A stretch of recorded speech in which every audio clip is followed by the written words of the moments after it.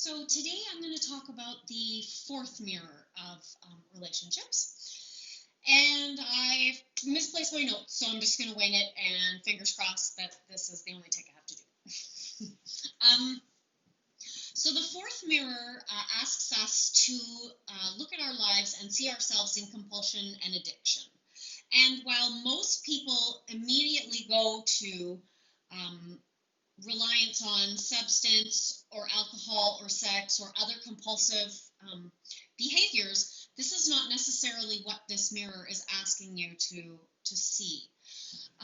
So this mirror invites us to take a look for the behaviors that have become so important to us in our lives that we have, in essence, cleared away anything that may have ever been important or anything that we loved, in order to make room for these. So these can show up as someone who has basically given away the time with their family and friends in place of always working.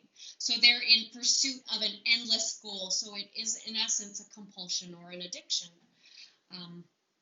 So another example might be if you're someone who places their value in being needed. That's how you validate yourself. And so this type of validation, because it comes externally and because it's not really replenishing or fulfilling, it's like a bottomless pit. And so what happens if you're this sort of person is that you will begin to give away the time that you would be spending on your goals or your dreams or even pursuits of your own interests in order to do things to please others, in order to then feel validated. But often what we tend to feel is it builds resentment, and we begin to become overstretched, and we continue to feel unappreciated. And so it's a compulsive behavior because there's no end. And so this mirror invites us to take a look at the ways that maybe we have placed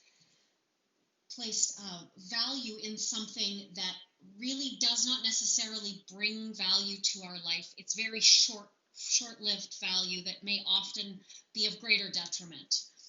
And so I lost my train of thought. So I really wanted to highlight that although this one is different, these mirrors often invite us to take a look at the way not only that people are mirroring us directly, but the way that they are corresponding to us.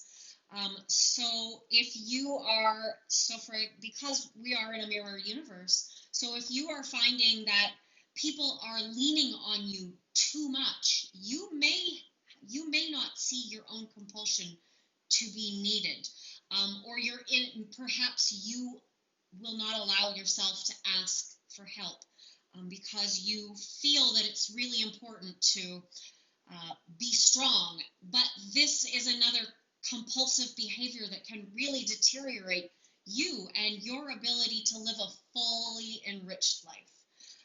And so because the patterns of energy and behavior that we play out with people have a significant role in the dynamics of our relationships and how successful they actually are, I invite you to take a look at your life and see perhaps areas that it's not working, and ask yourself if you are engaging in a compulsive behavior in order to get basically an unfulfilling